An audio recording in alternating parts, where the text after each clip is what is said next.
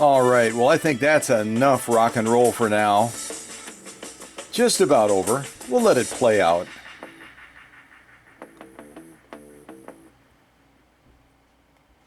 Nice. Well, you don't see these very often anymore, but this is going to be a video. So I'll be able to join the live chat along with the leadership team and interact with all of you through the presentation of this Singer 201-2.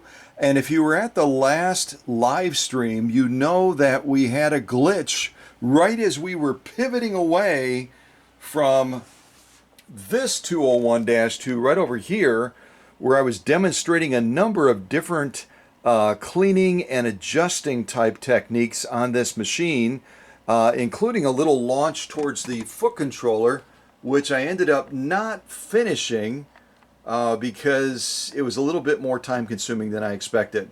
But we'll be checking that out, not during this video, but at a future live stream. We'll be taking a look at that once again.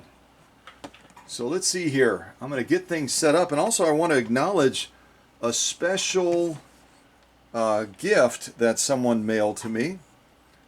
I'm using kind of a makeshift little tripod here, and it's not quite as stable as I anticipated, but I'm working with it. So what I was going to show you is, let me see here, adjusting out. Adjusting in, adjusting out. Okay. Getting back in the groove of things again.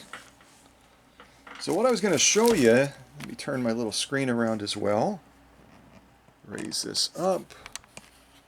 Screen around. There we go. Haha! See?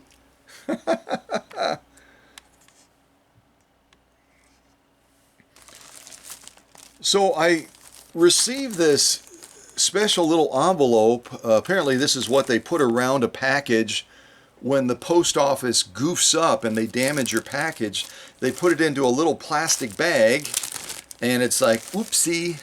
That's kind of what they're saying when they do it. But when I took it out of here, I was really pleasantly surprised. I know I had a brief conversation with this this individual, and he is from a period, I'll actually read his note to you. He's from a period when there was a lot of in-school type work being done with the major sewing manufacturers, and he had the opportunity to do a class with Husqvarna. And he wrote a nice little note to me. He said, hey Scott, please find the Viking service tools I received when I passed my course in 1965. Hope they are of use to you. Please email me if you need any help. Walter. So I wanted to thank Walter for these tools. And Walter's originally from the UK, but now he is down in the great state of Texas. And this is the little bag that he sent some of these tools in. A lot of them are going to be calibrating tools that are used on the original Vikings. Calibrating tools like this that are used to check presser foot height, to make sure you have that presser foot bar set properly. And we've got another tool here that, to the best of my knowledge, is used for checking needle bar height. You can slide this over the needle bar and then check that needle bar height to make sure that you're getting proper clearance without having to make major adjustments to the needle in the needle socket, etc. This one, I don't have a clue what it's used for. I'll have to ask our friend Walter about that and see if he can give me some insight into that particular tool that he would have gotten when he graduated from the Husqvarna class in 1965. And I don't know if Walter knows this or not, but in 1965 I was 1 year old.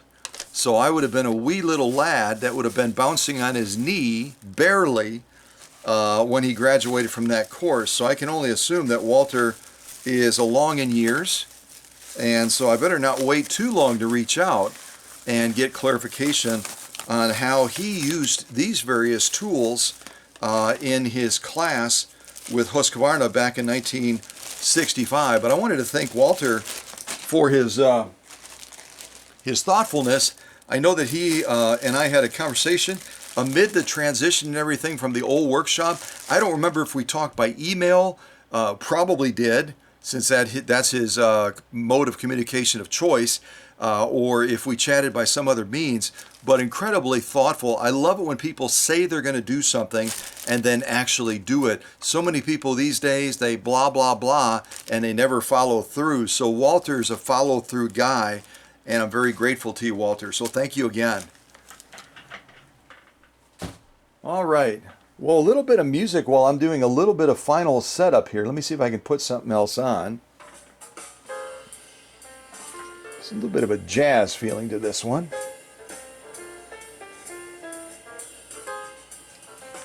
Try to get this camera kind of leaning against the table a little bit and aiming the way it needs to aim. Down here.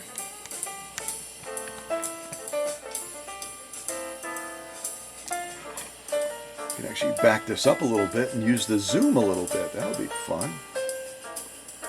So if any of you want to look this machine up again, we looked it up at the last live stream, but since this might be a slightly different audience for this video, go ahead and look it up again if you would. And the serial number, I'll get it right this time, I goofed up in the live stream, is going to be AJ, A like Apple, J like Juliet, 345887. So that's A like Apple, J like Juliet, 345887. Yeah. Well, let's start off with our first sew-off, which I was just prepared to do on the last live stream when we had a technical difficulty and the camera just went out, the live stream camera. So I hope we have a little bit more success today, hopefully.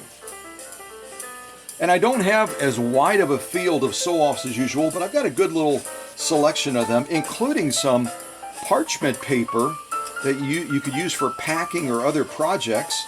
And we're going to be sewing through some paper as well, so that'll be kind of fun.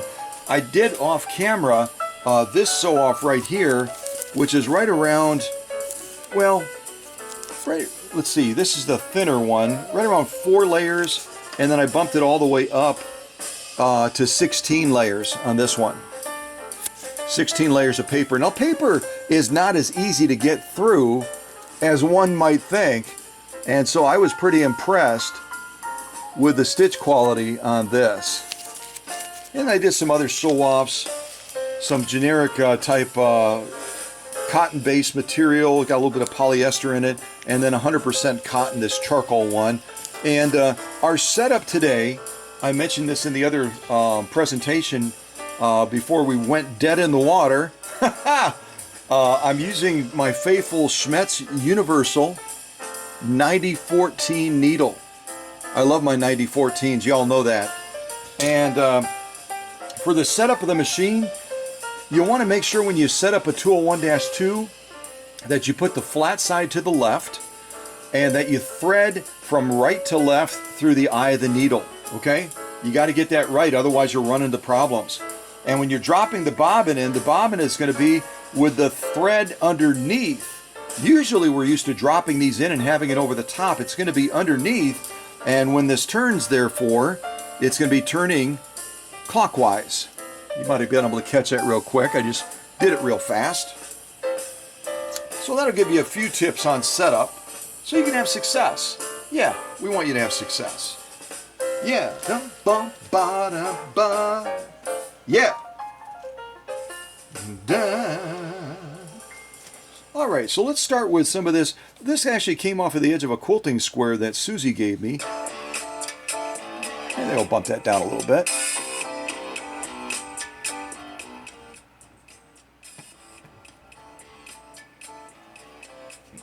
I have just a little soft music in the background. It's kind of my treat when I do a video instead of a live stream. So this is kind of a polyester cotton mix. It's off the edge of a quilting square. And Susie was able to sacrifice that for me. I'm going to go ahead and stop this for a second. I didn't know that there'd be somebody singing. I thought it was just going to be instrumental, but this gal is determined to sing for us. So I'm just going to sing her on mute. And I'm going to go ahead and go through 4 layers of this poly cotton mix. We'll lay down just probably about a 6 to 7 stitch, straight stitch, 6 to 7 stitches per inch. So I've got it on the longest setting, and then we'll adjust it down a little bit and stitch down this a couple more times as well. So let me get this going and give a listen to this 201-2. She wasn't running real smooth when she came in, but she's a very, very happy girl now. So give a listen, and here we go. And I should rewind a little bit and say, duh, this machine belongs to Roni Link. Roni Link is out of the great state of Nevada, and she comes from a local community of, let me see here, Winnemucca, if I'm saying that correctly. You might remember many months ago when I unboxed this, I had a couple of you jump in and help me out in pronouncing the name of the city she was from, because it was one of those names that I've never seen before. I mean, how often do you read the words Winnemucca? You just don't. But apparently it's a very popular spot out in Nevada. Some of my friends in Oconto that were cross-country truckers, they know that area intimately. And they were really excited to hear that name again. And I was able to share some of the particulars on that. And when this 201-2 came in, lacking power, Roni refers to this machine as her leather eater. It wasn't eating a lot of leather when it came in, and we're not going to be able to demonstrate leather on it today, unfortunately, because I don't have any leather in my temporary workshop to sew on. And I'm actually looking around right now to see if I see anything resembling leather. Nothing. So we're just going to have to put it to the test with some of these other materials, and then let Roni out in Winnemucca, Nevada, go ahead and do the magic as far as the leather sewing. And let's see, did a little bit of rewiring on this machine. Over on the far right side of the machine, there was some lighter gauge type wiring coming off of the foot control, and I wanted to make sure that we were set up with the proper wiring. The best wiring for a machine like this, that's going to have a motor of either 0.5 or 0.6 amps, is going to be right around a 16 gauge wiring. 16 gauge is going to give you a peak load capacity of almost 3 amps, well above what the motor would put out. But again, remember that electricity needs a big gateway in order to feed that hungry motor to power Roni's leather-eating monster machine, her 201-2.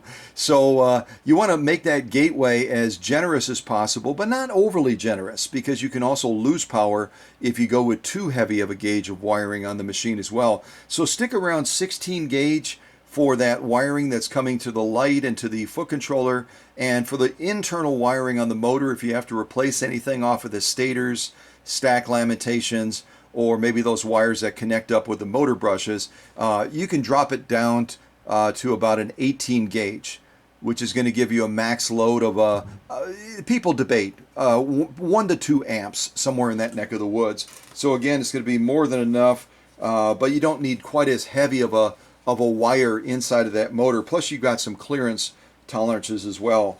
But to give you an idea of some of the stitching that this machine was doing when it first arrived, this is what Roni had underneath the presser foot. Not incredibly encouraging. We're seeing some tension issues. We're seeing some stitch quality issues as well, as far as the balance of the stitch, the presentation of the stitch, especially when we had some of the stitching up on the upper part over here. So yeah, not a real great thing. Hopefully we'll see much, much better stitching on a Roni's machine today, after all the work that's been poured into it and all the workshop magic. So to all of you that might be watching out in Winnemucca, Nevada, hello, from the Twin Cities, where I'm temporarily located until I make a final move sometime after January, probably, down to the Kentucky area is where I'm zeroed in on. Susie and I had a chance to make a trip down there to the Kentucky area, and both of us just thought it was absolutely spectacular. Some of the properties that we had a chance to visit really highlighted the beauty of the scenery as well. So you really got a feel for the area and what it would feel like in fall, what it would feel like at other times of the year. Just a spectacular, beautiful, scenic area. Felt like you were driving, as Susie said, through a postcard. So, and also as usual, after I get done with the complete servicing the machine, about 140 steps, dealt with all the rewiring over here to make sure that we've got a really good floodgate for that foot controller to feed that hungry motor. I also go over the body of the machine a little bit as well. Not extensively because this has some crackling on the bed because the clear coat is starting to let loose a little bit. But I did try to restore that a little bit, go over this as well. And then also this badge mark on the front was just in a horrible state. It was really crudted up. And so I demonstrated in one of the recent live streams, I demonstrated a way that you can clean that up and polish it and give it some really spectacular beauty. And you can see some of that shining through now, which really, you know, when you're a sewist and you're sitting down to a machine and you can look at a machine and just look at the beauty of that badge mark and go, wow, what a gorgeous machine I've got. It just inspires you even more as you take on projects, I think. And many others agree with that. So with all of that blah, we're going to jump into this, and I'll just ask you all if you want to write into the live stream chat the response to a couple of questions, and then I'll do a quick little sew-off on this poly cotton mix, and then we'll look at that live chat. Well, it's not going to be live. Well, it's going to be live chat, but it's not going to be a live stream. So we'll look at those responses, see if any of you nailed it. The first question is, prior to this 201 class coming out, what was the machine that preceded it that was introduced in the early 1900s, around 1902? And what was that machine typically referred to, that original machine that came out in 1902? It had a couple of nicknames because of how it was being used in the day. So if you know the answer to those questions, what machine was it? What were some of its nicknames? It had more than one. And what year did this Class 201 step into the scene and basically put that other machine into retirement? Does anyone remember what year the Class 201 came into the scene, basically allowing that original machine that came on the scene around 1902 to bow out, and for this one to step in and take over that very proud legacy? So if you know any of those answers, type them into the live chat. And obviously I'm not going to know because this is a video. I'm not going to know exactly what you typed, but we'll take a look at that and see how you all did. Okay, so let me angle this back down again. Try to get this nice and stable as possible.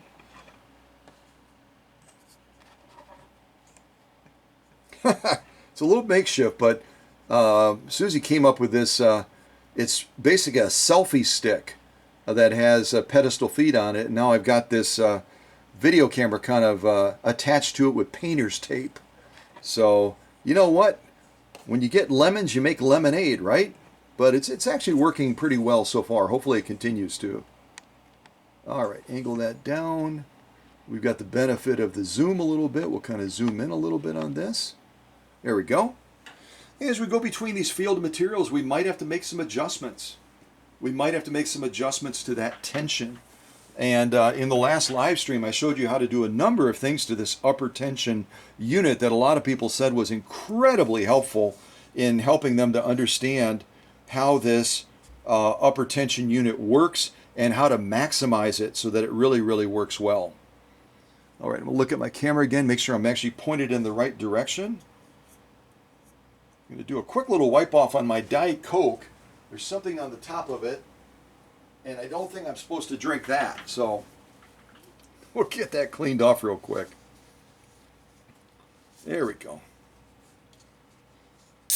And most of you know by now, Doreen and Kevin, when they traveled out from Iowa, they brought me this really cool can cooler, I think it's called, or something like that, that wraps around my Diet Coke for live streams and videos so that I can keep it cool and also not make my hands cold at the same time.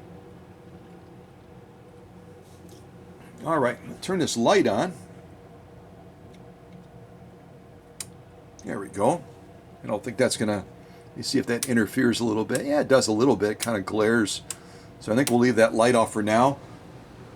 And I did replace Roni's old incandescent bulb as usual with one of the high output LEDs. They generate very, very little heat. And at the same time, they also put out about 4 times more light. So how do you beat that, right? All right, a little bit of music in the background to inspire this leather eater to go after this poly cotton mix. Okay? All right, let's give this a try. Here we go.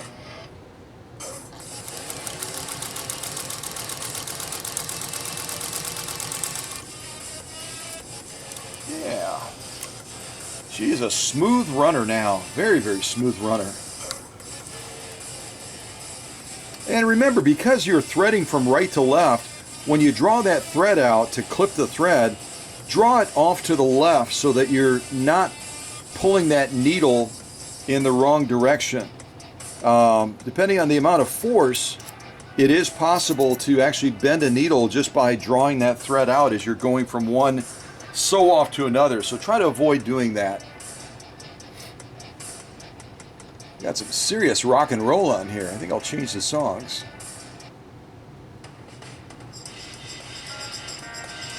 All right, a little bit of drum music maybe.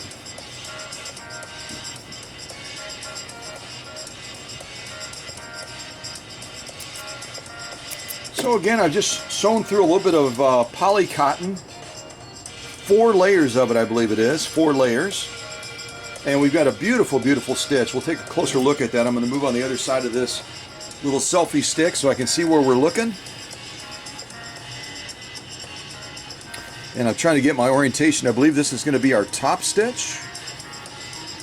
Yeah, that's the way I would have fed it. So this is our top stitch. Take a look at that first.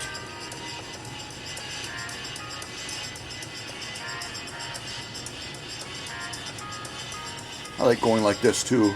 Sometimes see the beauty in the presentation of that stitch even more when you go like this. Let me just adjust the camera a little bit because I think I have it zoomed in right now. There we go.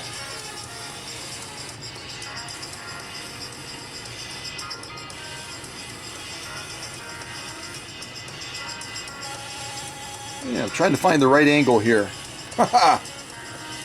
Maybe right there is pretty good. I don't have to get that close to the camera.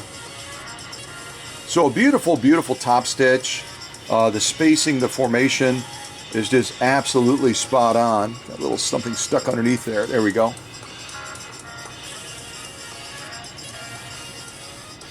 See if I can go like this and show it to you with a little bit different angle. There we go. Beautiful, beautiful stitching.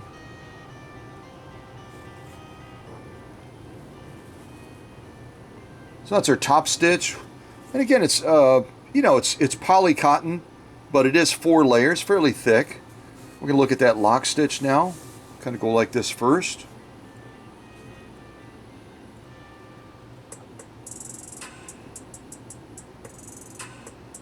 I haven't used this camera in a while, so I'm hoping it's in focus. It looks like it is through the little window I'm looking through. Beautiful lock stitching as well. Really, really quite lovely. Look at it vertically. I love looking at stitches vertically.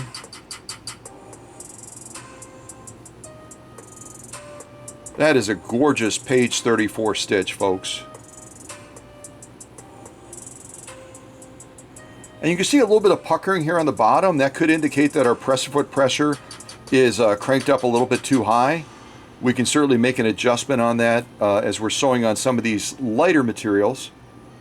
And that way we can eliminate or reduce that puckering a little bit more.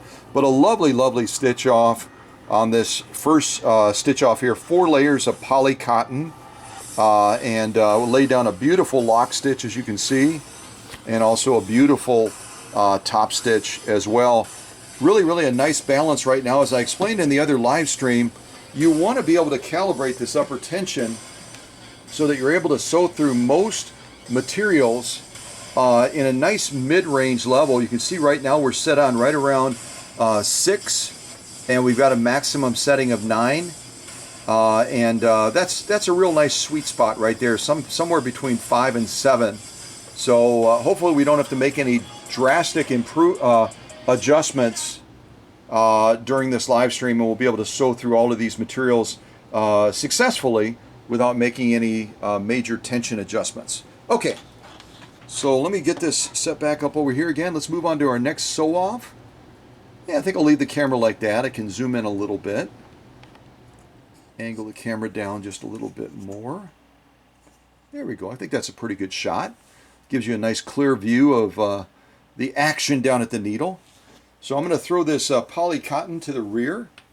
Get that out of the way. But it's great to start with a stitch like that, isn't it? So let's see. I've got some denim that came by way of Susie. I mentioned to her, I said, are there any thrift shops in the greater Twin City area that we could pop by and grab some denim? I'm used to going into, Goodwill, or I'm used to going into St. Vincent de Paul. And I'm going to change the camera angle real quick, get myself in here. I'm used to going to St. Vincent de Paul or going to Goodwill and being able to go in there and just off the shelf, someone's donated some old jeans or something like that. I'm able to go in there and buy a hunk of denim and then just cut it in the sew-off strips like I want to do. Apparently around here that's not as common. There are a couple of limited places, but as we were getting ready for that last live stream, kind of ran out of time. So Susie went and found an old pair of jeans that she was willing to to donate to the cause.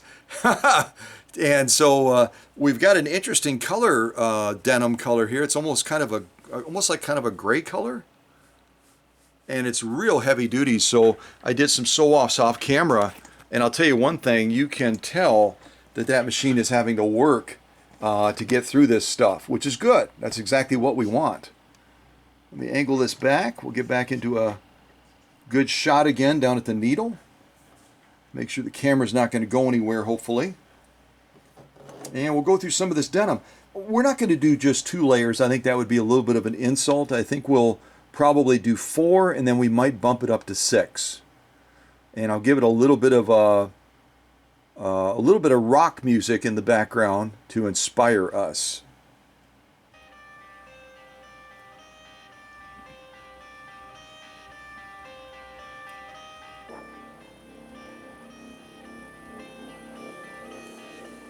All right, so let's start with 4 layers. I'm going to basically take this. We got 2 layers that we're starting with, and I'm going to go ahead and fold it over, get us up to 4, and then ultimately, why don't we go right about to there? Then after we do 4, we can give it a fold one more time and get us up to 6. Let's see. Yep, that's 4. I wanted to make sure I was counting correctly. Okay, so 4 layers of what I would consider to be some really hardcore, heavy-duty denim. And we're looking at a thickness, if you were dealing with the equivalent of leather, it's probably almost 3 millimeters, or about 12 ounces of material that we're going to be sewing through. We'll do a long stitch, and then we'll lay down a shorter stitch next to it, and then we're going to fold that other layer over and bump us up to 6. Okay, so let's get her done. And again, I say it all the time, make sure when you're launching that you launch with that take-up arm at the highest position. Right now it isn't. So we're going to back it up a little bit more, a little bit more, a little bit more. There we go. That's a good launching point right there. All right, here we go. And I'm going to do this, you'll see both my hands down here, so it's going to be done without a hand start. We're just going to jump into it. When I get to 6 layers, I might give it a little bit of a boost. Yeah, all of these songs, I thought they were instrumental, and all of a sudden you'll get lulled into, oh yeah, that's nice instrumental, and then all of a sudden somebody will jump in and yeah, da, da, da, da. Yeah. Let's just play the music and just sing in the shower or something like that. Some of these folks, I don't even think that they don't sing really well. Anyway, all right, I'm off my high horse. Here we go. 4 layers of heavy grade denim. All right, here we go.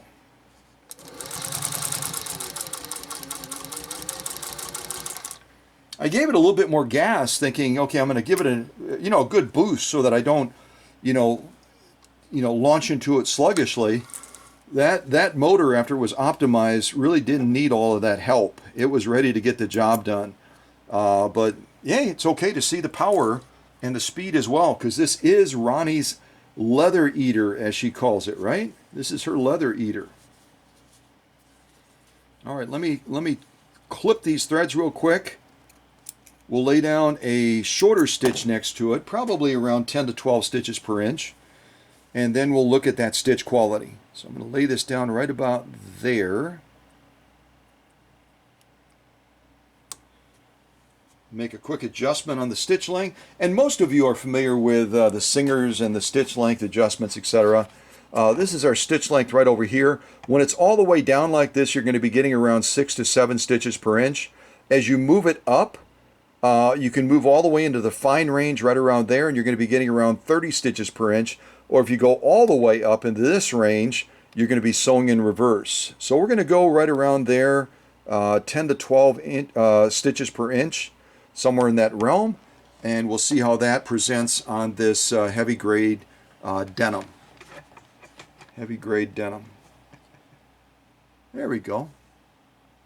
I'm figuring this selfie stick thing out with this little pedestal foot on the bottom.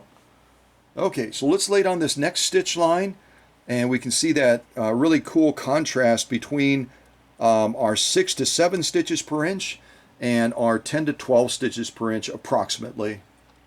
All right, here we go. Get my foot on that little button.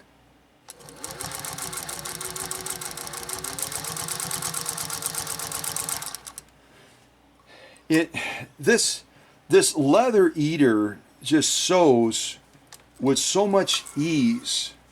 Again, when it gets back to Winnemucca, I think I'm saying that correctly, Winnemucca out in Nevada, to Roni, she is going to just be so absolutely delighted with how this machine is performing now. As will the owner, Carol Johnson, and I've got to reach out to her to try to coordinate the pickup of this machine that I'm finishing over here. This one is out of the Madison, Wisconsin area, kind of down in that neck of the woods. I still got more work to do on it. I did a bunch of the work yesterday on the live stream, and I've got more to finish up, and then I'm going to see if I can't coordinate meeting Carol down near Oconto, Green Bay area, and get this other 201 back home in time for the holidays so that it can do its dance and do its magic for that owner. Beautiful, beautiful stitching. And I'm looking at this top stitching. Let me see, this is our top stitching, lock stitching. Yeah, we're real close on the balance, but I might make a little tweaking on that tension. It looks like our lock stitching might be a little bit overly pronounced right now, although we still have a really good looking top stitch too. But I might just barely on this upper tension, just barely back it off just a hair. See if we can get even a better balance. We're always getting things better. We're not content with saying it's as good as it can be. We always can make it better, right? Don't you agree? So this is our top stitching. We'll look at this first, try to get in nice and close. I'll use my fancy zoom feature here. There we go. Kind of go across here and look at these stitches. I'm wondering if that light, let me shut that light off real quick. Yeah, I'm going to leave that light off for right now, I think. So as we're looking at the stitching on this denim, you can really see how beautifully those stitches are formed. This is our top stitching again through 4 layers of heavy grade denim. The spacing, the formation, the integrity of the stitch, the presentation of the stitch in both rows, where we've got on the lower row we probably got closer to 10 to 12 stitches per inch. On the top row we're right around 6 to 7 stitches per inch. You can really see how beautifully that top stitch is presenting itself. Really, really quite lovely. We turn it over, we'll look at that lock stitch now. Let that camera focus in a little bit. There we go. Beautiful lock stitching as well. Spacing, the formation, the integrity of the stitch is looking really, really spot on. And again, like I said, it might be a little bit overemphasized. That's why I backed off that upper tension just slightly. If you have that upper tension turned up too high, you're going to get a really, really nice looking lock stitch, but it will almost begin to pull that knot back up towards the surface of that material too far. And then you'll lose a little bit of the presentation of that top stitch. So you don't want to go too far. You want to go just far enough to get that definition without losing that top stitch in the process. Trying to show this to you vertically as well. It's sometimes a little bit easier to see that stitch definition vertically. Maybe not on this material because of the way that grain runs, and it's a little bit harder to see it that way. But some beautiful, beautiful stitching. This again is our lock stitching. And then of course our top stitching as well. So let's bump up the stakes a little bit now. We were at 4 layers for this heavy grade denim. Let's see if we can bump it up now to 6 layers. We'll come out on the shot a little bit. That should be a good distance right there, I think, as far as what I can see through the little camera lens. So we're going to fold this other one over now. We've got our 4 layers. I'm just going to double check that I'm not doubling my ante. There's 2, 3, 4. That should be 4 layers. So now we're going to fold this one over and get us all the way up to 6 layers. And if you think that's an easy sew off, then by all means, try it on your 201-2 to see if you can get through it, because that's anything but an easy sew off. 6 layers of heavy grade denim is something that most people are not likely to tackle on their machine, and probably not really have much of a reason to do it, because that's some crazy heavy duty sewing. But we're going to see if we can slide this into position. We should have more than enough presser foot pressure. On the 201-2, you do not have the benefit of a hyper extension. Hyper extension is where you can take that presser foot lever in the up position and push it a little bit further out of range. And that way you get maybe another 1 to 2 millimeters of clearance. On the 201-2, you don't have that benefit because of the way the presser foot shaft assembly is set up. It's in a restrictive type motion where it can't go beyond those boundaries. So what we're going to do now is we're going to try to go through these 6 layers of heavy grade denim. I might give it a little bit of a hand start just so we can get that momentum going, and then you'll see my hands back over here guiding the material. And I only do that because it allows that motor to launch with less stress. Potted motors, as you know from that other live stream, they've got a very unique flexing clutch inside of the balance wheel that allows that motor from the worm gear to engage with that flexing clutch and allow that power to be driven down to the balance, driven down to the main shaft and down to the needle bar without losing that momentum and kinetic energy. And that's why it flexes on that balance wheel. So by flexing the balance wheel a little bit as we're launching, it allows that motor to just dig in and really drive that needle home. And again, 6 layers, that's a big job for any machine. All right, let's give this a go and see how we do going down these 6 layers of heavy grade denim. All right, here we go.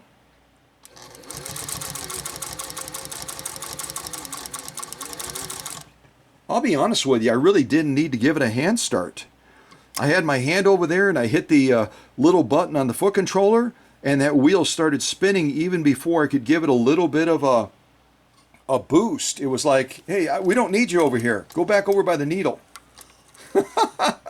Go back over by the needle, buddy. We don't need you. And that's a great feeling to have when you have a machine that has so much reserve power that you can launch with it and you don't need to be concerned about it being able to get through that material. Really a great feeling. All right, let me go and give that a clip, and let's go and look at these stitches. This is going to be our top stitching, and then we'll flip it over and we'll look at that lock stitching on the back here. It's going to be on that row right here, adjacent to these other sew-off stitch lines here. You can see that we did prior to that. So, all right, so let's take a look at this. And again, I'll show you from the side kind of what we just went through. 6 layers of heavy grade denim. This is going to be our top stitching. Let's see if we can zoom in on that again. That seemed to work pretty well. I'll turn my light back on too, see if that is going to work well with it. Presenting this material, I think it will.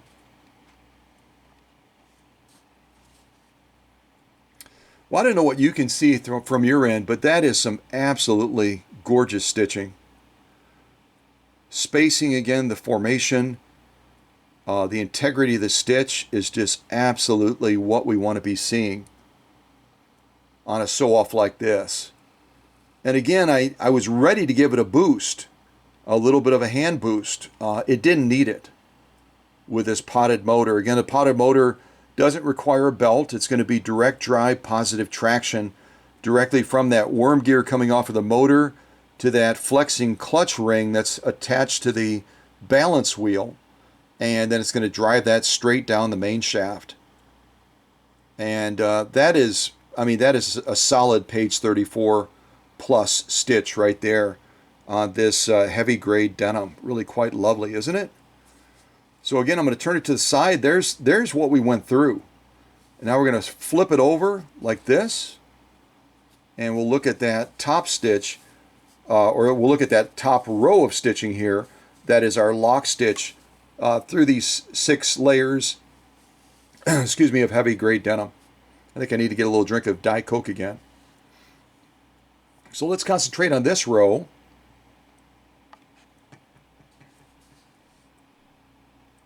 Wow.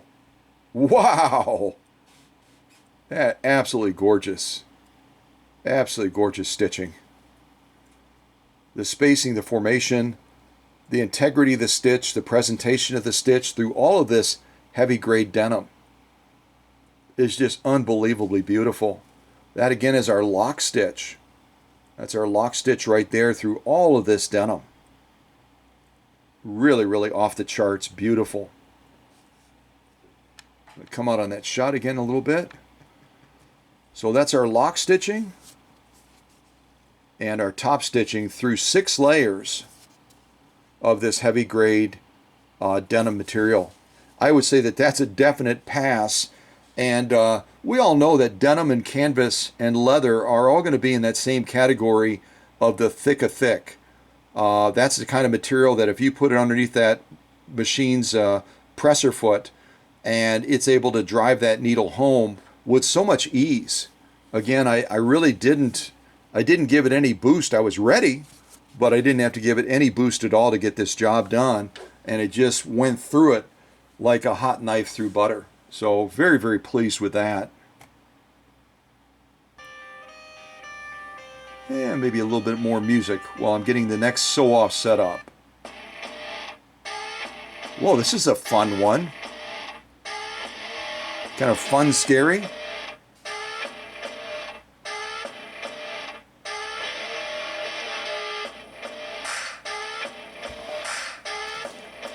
I was feeling like rock and roll today, as you might suspect. Well,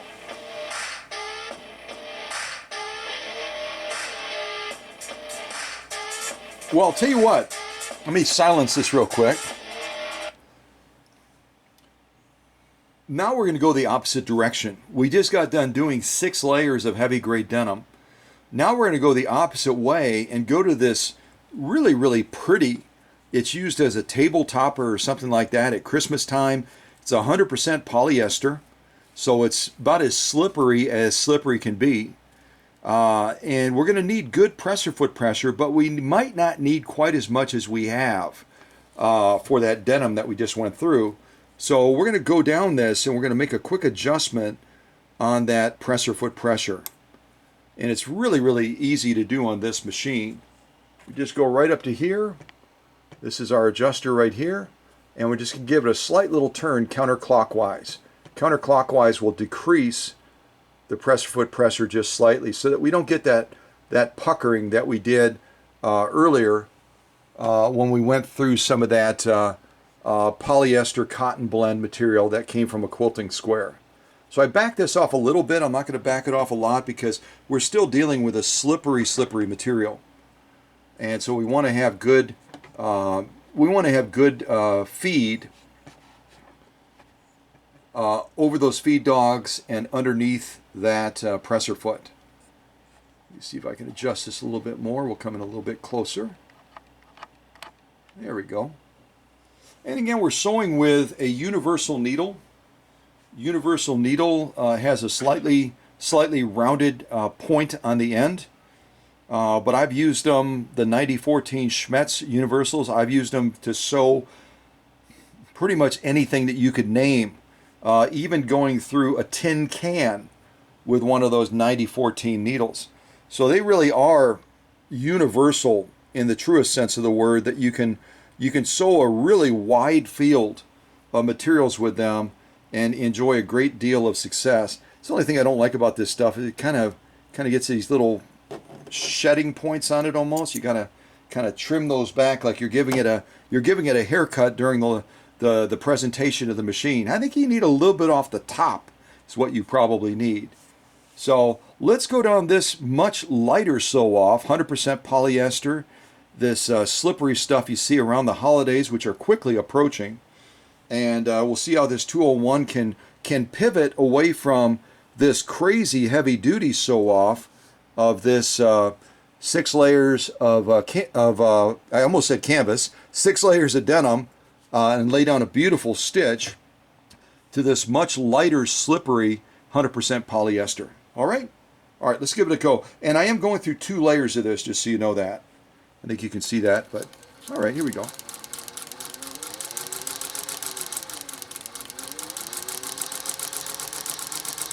And again, as you shift between materials, we'll look at those stitches and we might have to make an adjustment on tension, because when you're dealing with a much thinner type material, it doesn't give nearly as much space for that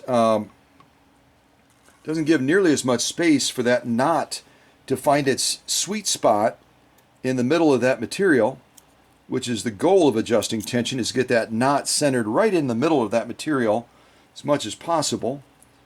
But I think we managed it quite well. The only thing that I might adjust in looking at these stitches real quick is we might back off that upper tension just a little bit more to give that top stitch even more definition than it has now. But it really is quite a lovely top stitch and a very poppy lock stitch as well through this 100% polyester.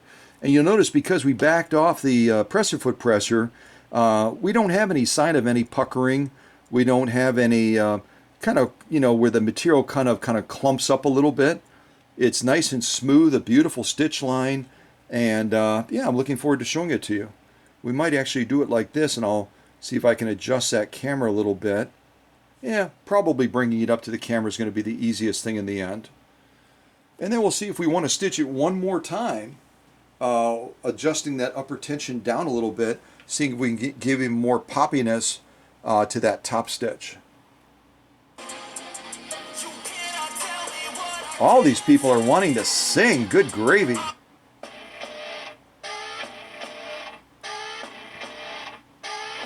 Yeah, let's go down.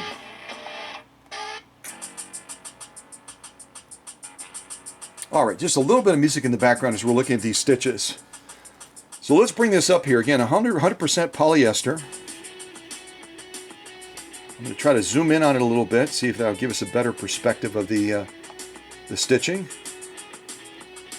Also angle it just a little bit so you can see that stitching from the side.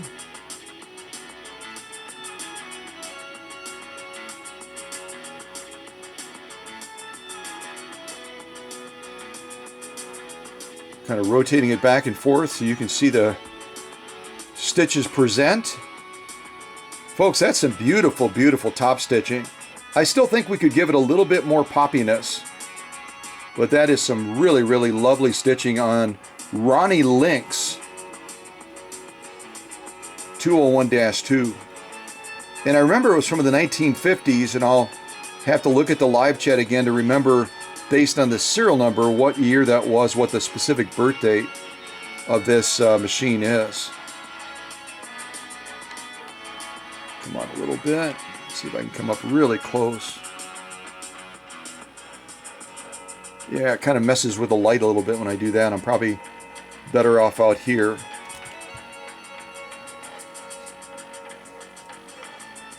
And our top stitch. Let's look at it one more time.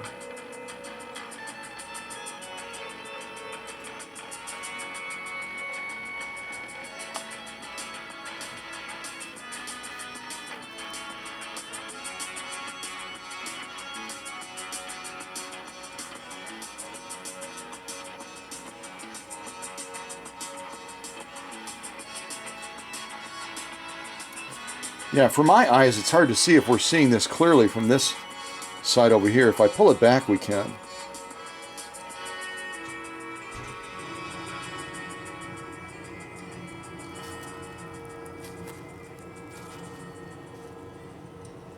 Right about there seems to be the right distance, doesn't it?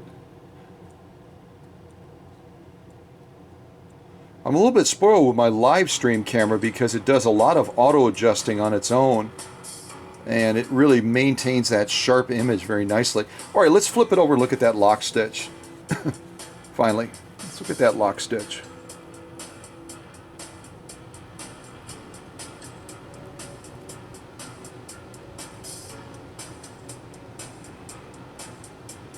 That looks like a little ghost there almost, doesn't it? Right above my thumb.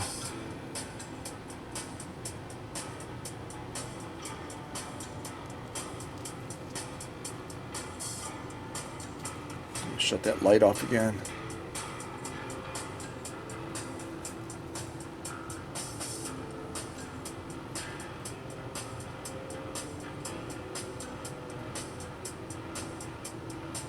That's our lock stitch. Really quite lovely. Very, very nice.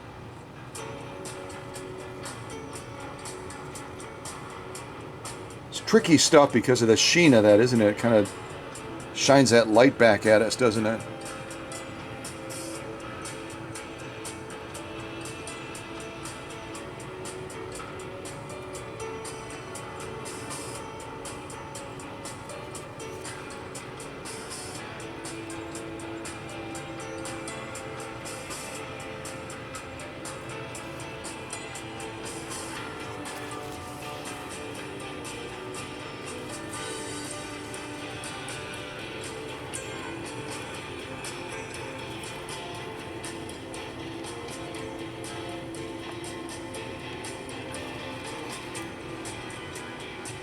See if that camera is able to focus that close. There it goes.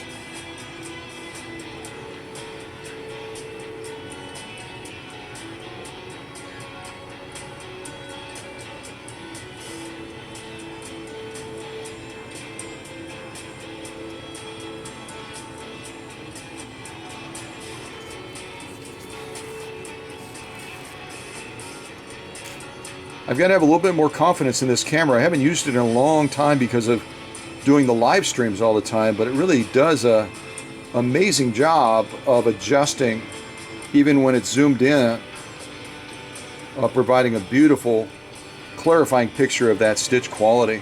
Really quite amazing. So I'm zooming way out now. Again, this is 100% polyester, and again, in my opinion, a spectacular sew-off. And we went from one extreme to the other. We went from 6 layers of heavy grade denim right over this 100% polyester, this real slippery stuff. You can just look at it and see how slick it is.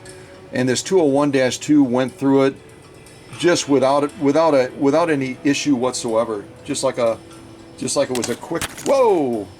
Just like it was a quick little knock over the camera is what that was. I was trying to adjust the bobbin or the spool on top, and I almost like, ah! All right.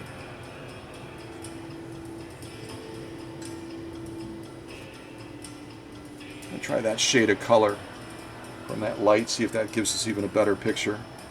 Okay, all right, I'm not going to knock the camera over again. I'll try not to.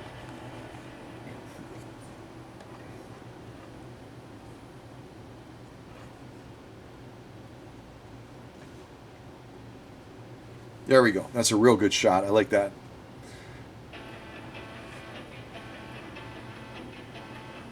Well, how do you beat a title like this? This next song is called Barrel Full of Sea Monkeys. I'm not making that up.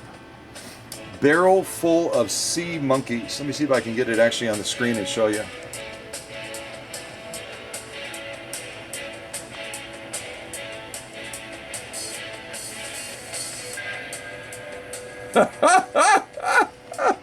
Oh, that's the fun thing about being an artist, a musical artist, is you can come up with the weirdest names for your songs, right?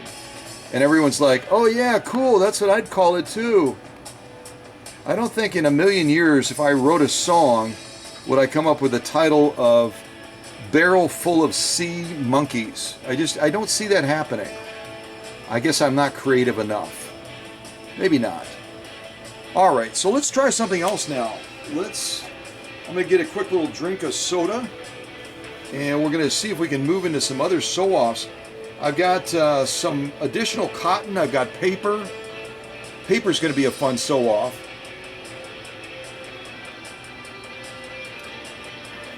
And I also have some vinyl paper as well.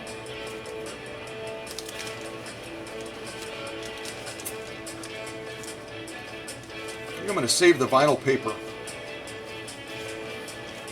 So let's do some of this parchment paper. I'm going to show it to you in the shot right there. It almost looks like something you might wrap a package with back in the day. They used to use plain parchment paper like this. But paper, as most of you know, has a real density to it. It's a real challenge to pierce this stuff. It's so strong. And it's so heavy when you get it into a bulk form.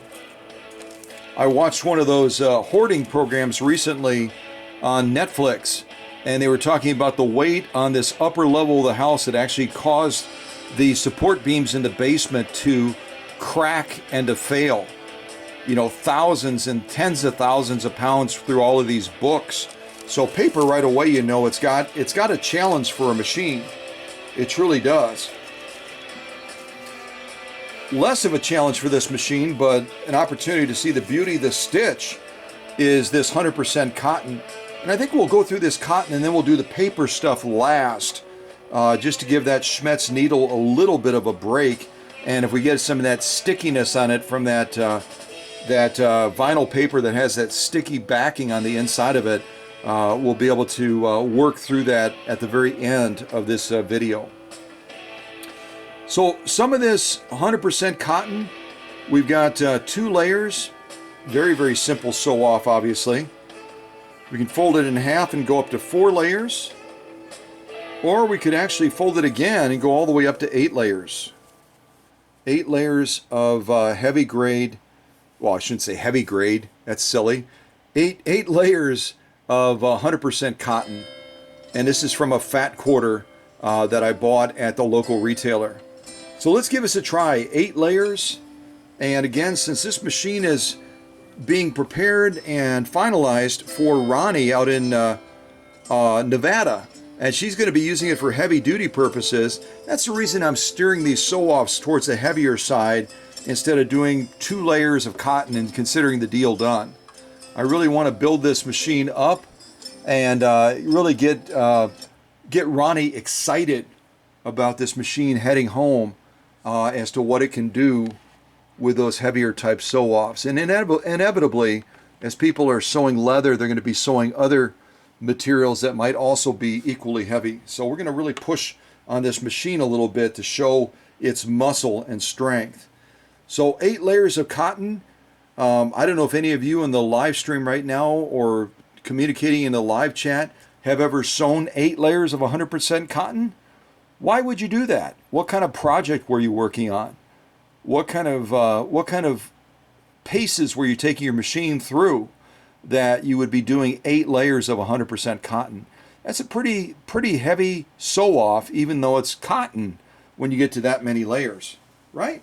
All right, so let's see how this 201-2 does. I'm going to try to sew straight. I don't have any of my little clips, so I'm going to have to just kind of do my best to steer her straight. Probably won't do really well at that, but I'll give it a good go. All right, here we go. 8 layers of 100% cotton. Check my camera shot again. Looks good. All right, here we go. Oops, I didn't have my take-up arm. Look where my take-up arm is real quick. I'm just going to show you. You heard the motor kind of humming a little bit, like, hey, I feel like I have a cramp. I've got a cramp right now. And the machine had a cramp because the take-up arm was right here instead of right up here. So let's correct that right now, so we can take that cramp away from this beautiful machine. All right, let me get this set up again. Take a look at our camera alignment. Yeah, that's not bad. It's pretty good. All right, so let's try to do these 8 layers now. Now we've got a really good solid launch because that take-up arm is in the proper position. All right, here we go.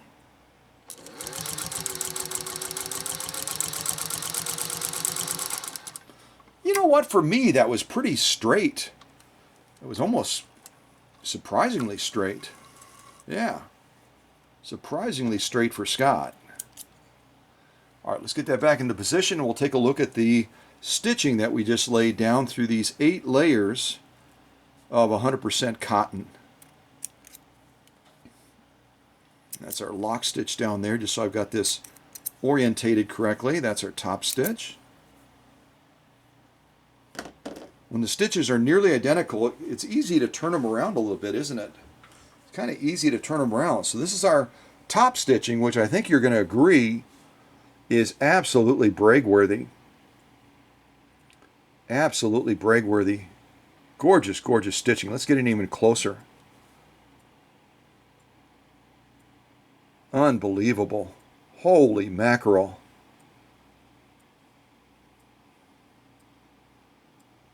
Very, very nice stitching. That's our top stitching right there. Wow. Wow. I'm going to even get a little bit closer. I'm getting kind of excited about this zoom. This zoom is like zoom, zoom. I think there was a car brand. Their motto was zoom, zoom. What brand was that? Does anyone know? That's how they did all their commercials. Zoom, zoom. Someone type it into the live chat. The Zoom Zoom automaker. Look at that. Wow. Spacing, formation, the integrity of the stitch, the presentation of the stitch. Just absolutely drop dead gorgeous. Let's look at it like this too.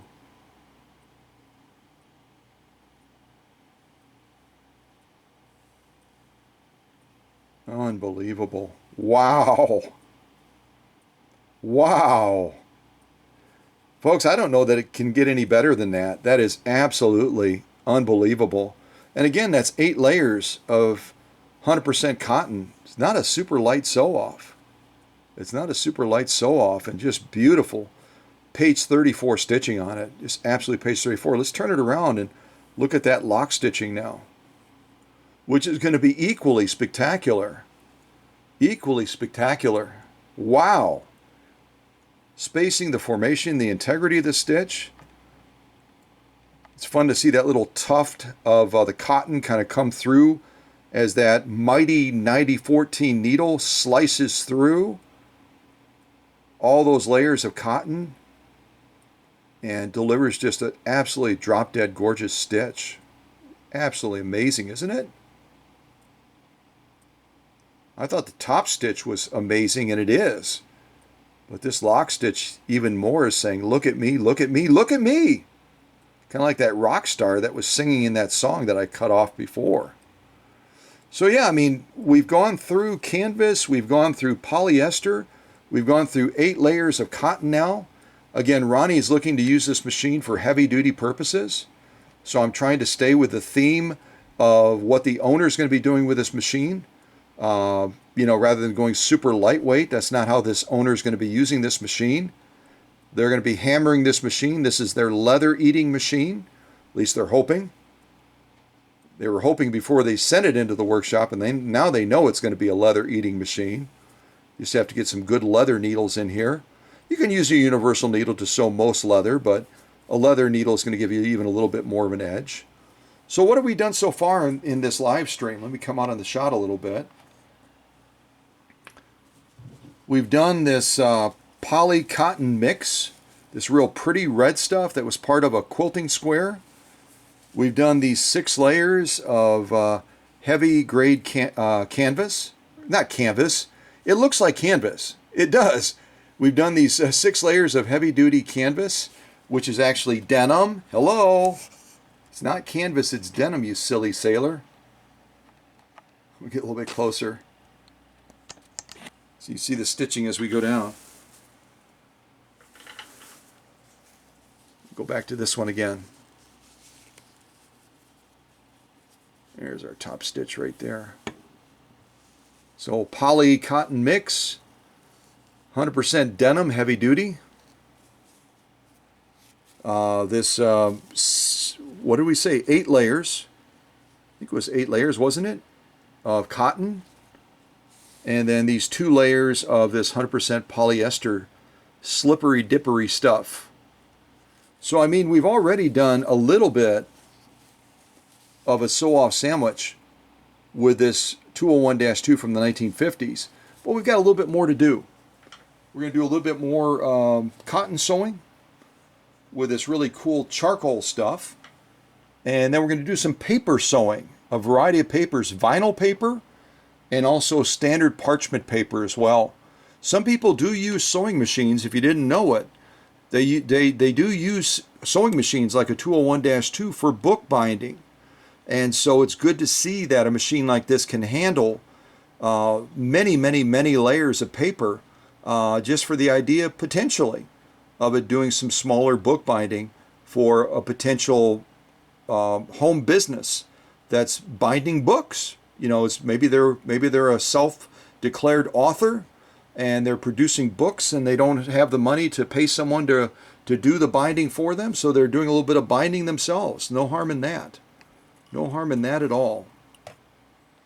Okay, so put on a little bit more transition music while I get a drink of Diet Coke. We're going to put on Willie's Sunny Side. Willie's Sunny Side, if you can believe it. Willie's Sunny Side.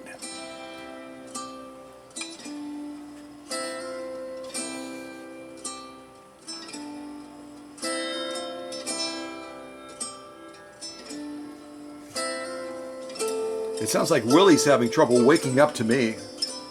Sounds like Willie's having trouble waking up. It doesn't sound like he's very sunny at all. Come on, Willie, wake up, buddy. All right, let's get this next sew off. Okay, now Willie's waking up. You can hear Willie stretching, yawning, the whole thing. You know what I mean? He's stretching and yawning. I'm going to turn Willie way down.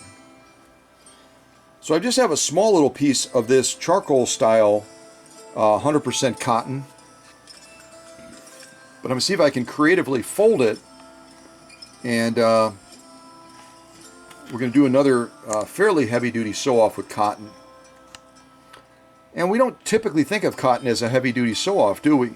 But when you get up to 8 layers, you're going through some stuff, you know what I mean? So we've got 2 layers. I'm going to fold it over and get 4. We're going to fold it over one more time and get ourselves all the way up to 8 layers again. Getting pretty good at this folding thing. No, I haven't been practicing. But there's our 8 layers of cotton right there, and we're going to have a really short run with this, aren't we? I'm almost feeling like we should shorten that stitch a little bit so that I can make it last a little bit longer. Maybe we'll do that. Get that all the way underneath the presser foot. There we go. I'll shorten that stitch a little bit. Right now we're at about 6 to 7 stitches per inch. We're going to drop it down to right around 15 stitches per inch. 15 to 20 stitches per inch. See if I can get in that neck of the woods.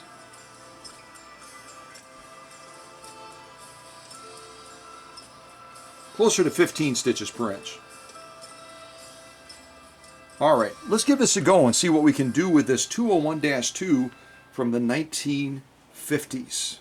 That belongs to Roni Link out of the great state of Nevada and the city of, I've got to cheat and look, Winnemucca,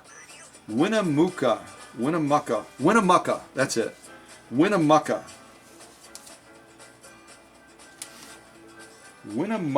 Nevada. If anyone's ever been to Winnemucca, Nevada, let us know. Be proud of it, for goodness sakes, because I can tell you that I've never been to Winnemucca, Nevada.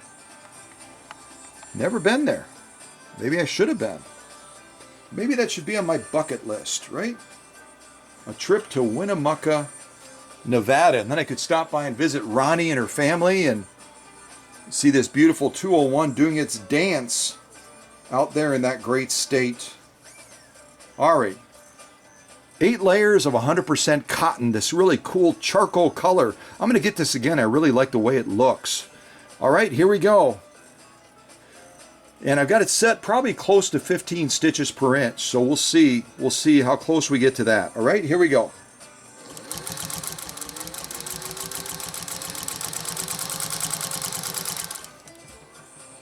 I'd love to tell you that was a challenge. It wasn't. It wasn't even close to a challenge. This 201-2 is just going, whatever. Whatever, man. You have fun with the camera, Scott. I'm just going to sew stuff. I'm over here sewing. That's the camera saying. Camera's just saying, hey, that was really good. And the machine's going, yeah, you know, hey, send me a note when you're ready to challenge me, would you? Send me a note.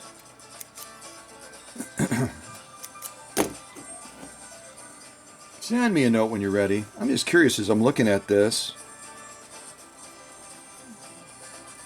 Yeah, I would have had it like that. Curious how many stitches per inch we have there. Let me see if I can measure it real quick. Let's see. I'm still not used to this caliper that Susie's letting me use. Still not used to it. Trying to get used to it. See, that seems like more than an inch to me. It definitely is more than an inch. I'm not trusting this caliper. I don't. Oh, let's see. I don't think I have a regular tape measure. Let's see here. Tape measure. All right, I'm going to eyeball it. I'm going to eyeball it because I think that caliper, I'm reading that caliper wrong. Let's see. It's going to be about probably close to an inch. Maybe this thing is right. It can't be right. That's not an inch. There's no way. That's way more than an inch. That's way more than an inch. You see that? Ah, no way. That's closer to an inch right there, maybe.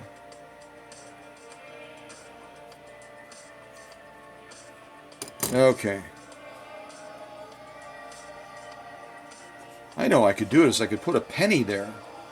Penny's going to be close to an inch, I think. See if I can find a penny. There's one right there.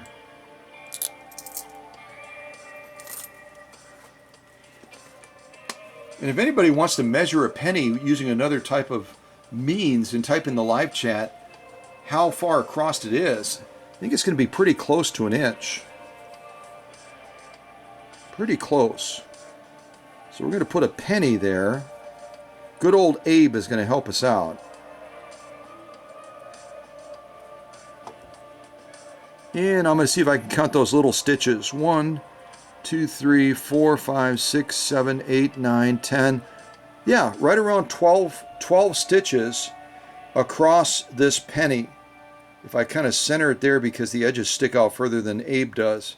Right around 12 stitches. So let's just say around 12 to 13 stitches per inch is what we're generating with this particular stitch off. And let's take a look at the stitching now. Let's take a look at this.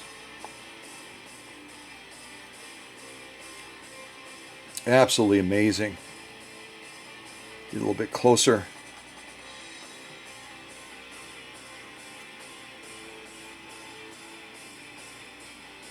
There we go.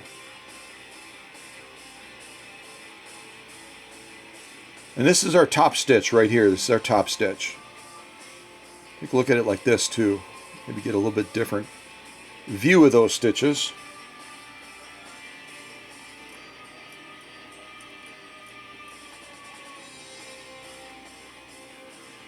Let me try changing that light up there, the color, and see how that make it better.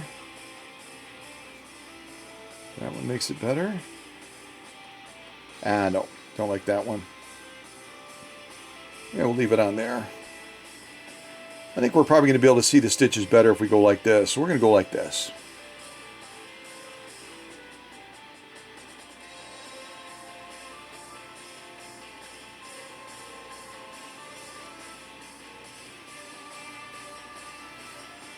And again, 8 layers of cotton. That's what it looks like right there, folks. 8 layers. That's our top stitch. Here's our lock stitch. And again, we're using a 90-14 needle. It certainly is not a harpoon needle, but it's a small version of a harpoon needle when you're talking about intricate sewing. And when you're starting to sew at this level of, 15 plus stitches per inch, a smaller needle might serve you better. Get a little bit better clarity of stitch, but all in all, I'm very pleased with that. Very, very nice.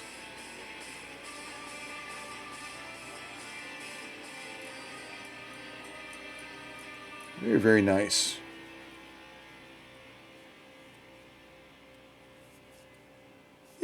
Yeah. So we've made it through all of the regular materials. And now we're going to shift our focus over to paper. Paper or plastic, right? I've sewn plastic too. Not as fun as paper.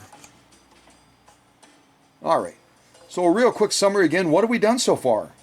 We've done this super slippery 100% polyester. We've done this polyester cotton blend. We've done these, 6 layers of heavy grade denim. Got it right that time, didn't call it canvas.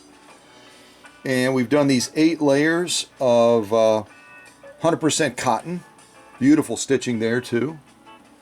And then we just got done doing this teeny tiny little stitch on these 8 layers of 100% cotton, this charcoal colored one. And got some beautiful results with that as well. Some beautiful, beautiful stitching. You can actually see it better from this distance than you can when I was trying to go like, hey, can you see it now? Can you see it now? I guess you can. Camera's so doggone good. It does a really good job of adjusting. But you can see our sew-off sandwich so far. Yeah, not bad. Not bad for a temporary workshop. So I'm going to throw that to the back. And now let's goof around with some paper. Let's goof around with some paper. I've got some little chunk of paper here, a bigger chunk. And then I've got a mega chunk of paper right here. Let me come out on this. So I think I'll start with this one. We'll go to this one, and then we'll do this one last. Oh, and I've got to sew in a circle too. I totally forgot. I've got a combination. I cut this out very carefully. I've got a combination of 100% cotton, and then I've got denim on the backside. So maybe I won't do all of these papers. I'll do a few of them, and we'll probably do this vinyl paper. And then for a final sew-off, we'll do this denim cotton blend.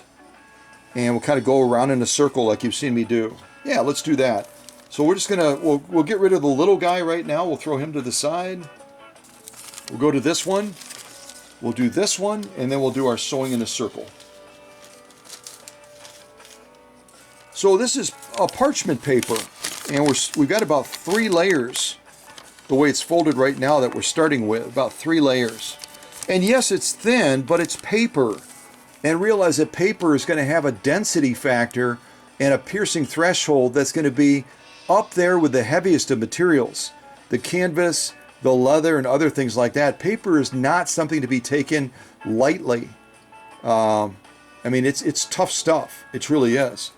So if we're starting with already 3 layers, yeah, 3 layers. If we give it a fold like this, 3 plus 3 is 6, right? We're up to 6 layers. Is that right? 3, yeah, 6, 9, 12. If I did that right, 12 layers of paper. I'd say that's a fair test of a 201-2. 12 layers of paper, even this parchment paper. So let's see how we do on this. We've already worked this needle, this Schmetz needle 9014, pretty heavily. But we're going to work it a little bit heavier now, going through this parchment type paper. And we got a lot of layers we're going through. A lot of layers. Yeah, keep your fingers and toes crossed. I tried this off camera, but I don't remember if I went through quite as many layers as this. I don't remember if I went through that many.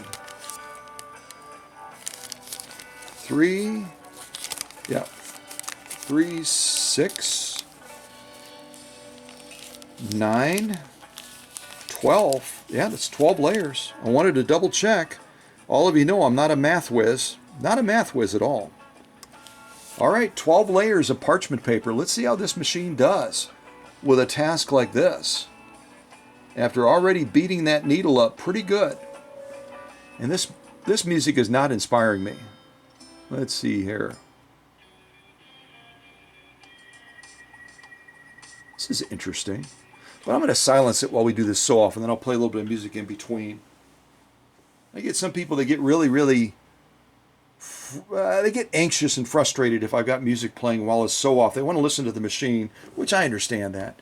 But I can already tell you the machine is, haha, workshop magic. All right, 12 layers of this. All right, should be interesting. All right, here we go. And I'm going to put my hand over there just to see if I need to give any kind of an assist. I don't think I will.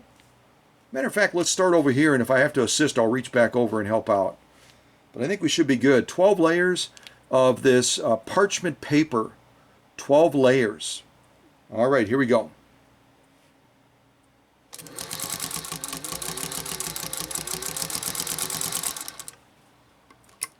That was interesting. That was very interesting. Jiminy crickets. Jiminy crickets, wait until you see these stitches. Maybe we'll go up to like 14 layers or 17 or like 1,000,000 layers of parchment paper. Just to show people, yeah, you can do bookbinding with a 201-2. You can do bookbinding. All right, let's take a look at this. Put on a little bit of my jazzy music while we're doing this.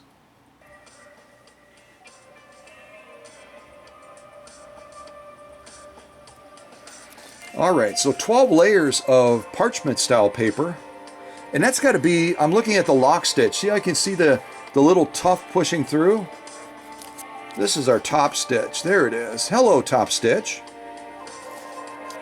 So here's our top stitch. Let's zoom in nice and tight.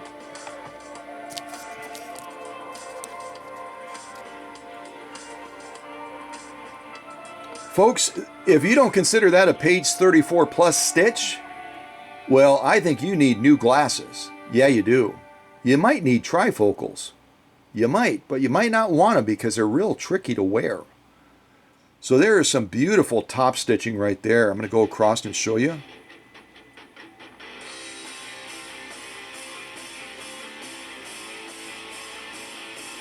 So if you've never sewn paper, parchment paper like this before, put it on your list.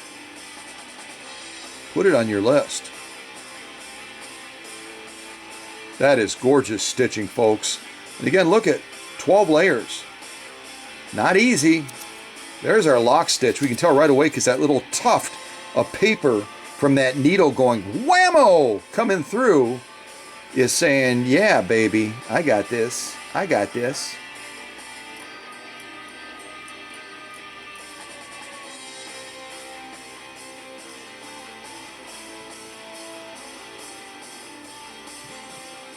Roni might now go from being a leather eater with her leather eating machine to a paper eating machine. You never know. Well, folks, that is some gorgeous, gorgeous stitching. I'm going to come out a little bit on this. There's our lock stitch. 12 layers of parchment paper.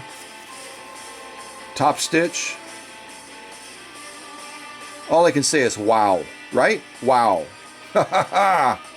Gorgeous stitching. Let me move that to the back. Now we're going to try... You know what? I'm tempted to hold off this vinyl paper until the end because it has that sticky backing, and I don't want to gum up the needle before I do our sewing in a circle. So I'm going to hold off on this. We'll do this very last, if we do it at all. And right now I'm going to get this in place. Again, what we're going to be doing is sewing a backing of 100% cotton with 100% denim. Heavy grade denim and cotton, a combo deal here. Combo deal. As I'm shifting it all over the place. I tried to cut this really straight, but I think I still goofed up a little bit. There we go. That's pretty good. That's pretty doggone good. All right, let's see if we can go around in a circle on this. I'm going to find some appropriate music first. Maybe like the 1812 Overture.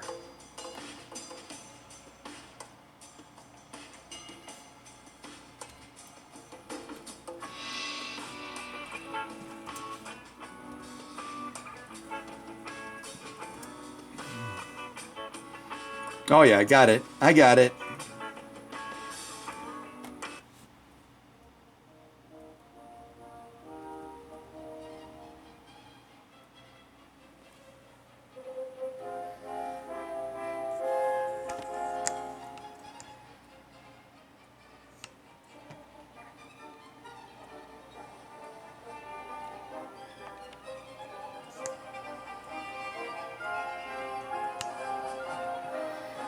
There, I think that's pretty good.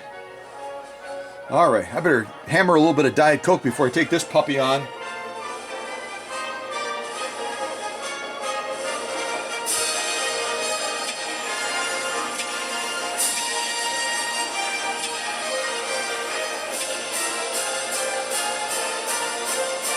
All right, here we go.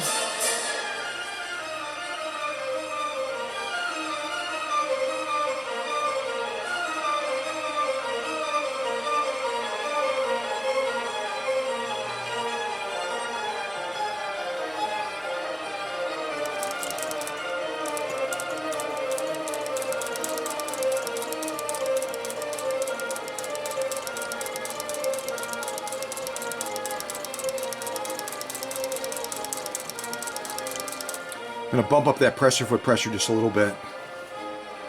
Give a clip on these threads real quick.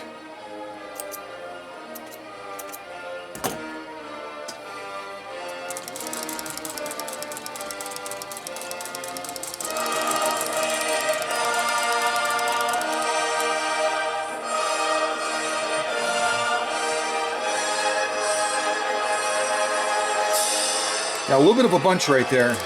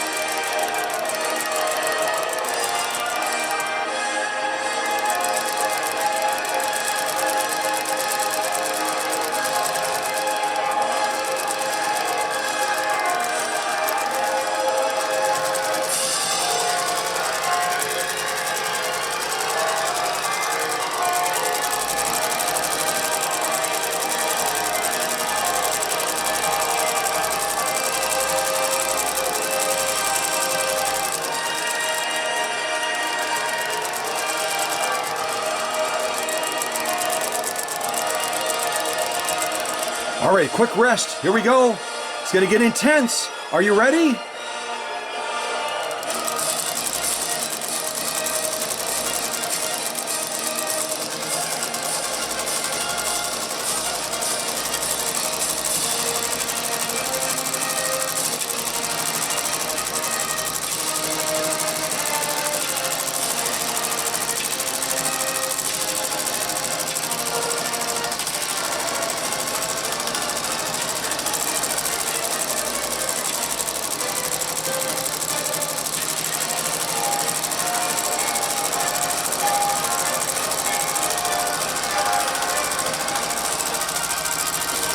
Ah, ha, ha, ha. Go down, go down, go down, go down.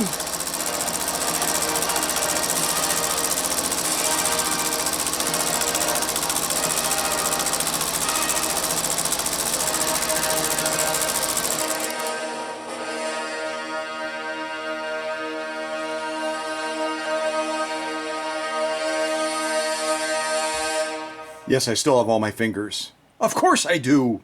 Silly Willy. All right.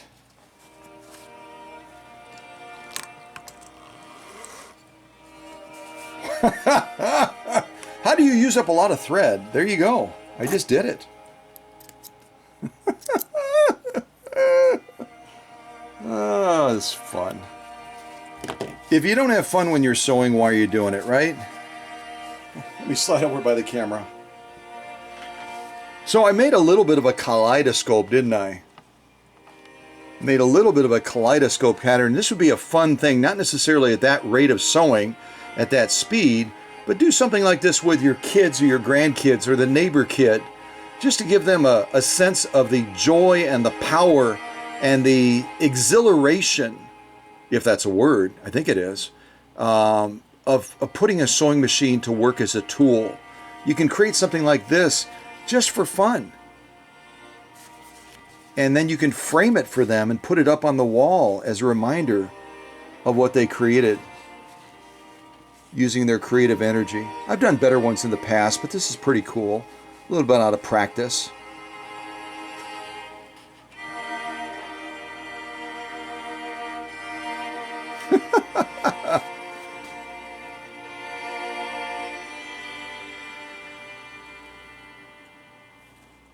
Well, I hope you enjoyed this live stream today. I'm not going to do the vinyl paper. I'm going to go and skip that. But we did a lot of fun sewing today. This little sewing in a circle, blah, blah, blah, with the 1812 overture. The overture. So I'm going to slide that right over here. And all these other sew-offs we did as well on Roni Link's very cool 1950s 201-2 that took the place of the class 66 model that had been on the scene for so long, from the early 1900s. And it came on the scene in 1935 and just stole the hearts of everyone that thought that they would never find another love other than the class 66. And then they saw this 201-2 do its dance and they were like, oh, hello there, beautiful. Kind of like we did today in this live stream.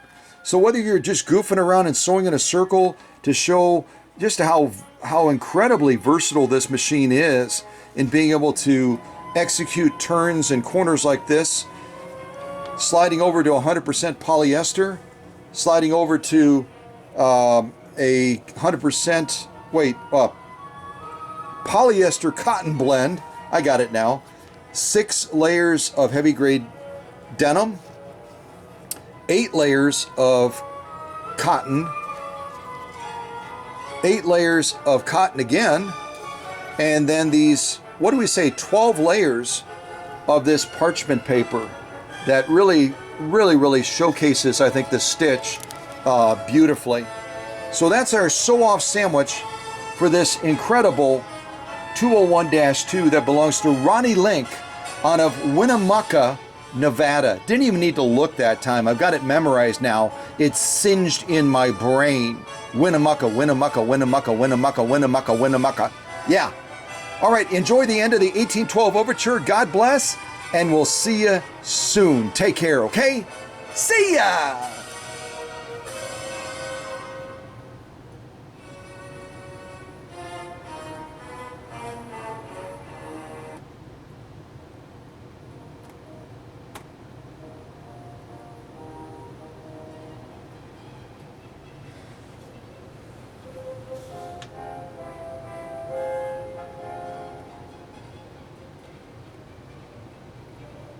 All right, fast forward to the really fun part where you were almost sewing your fingers off.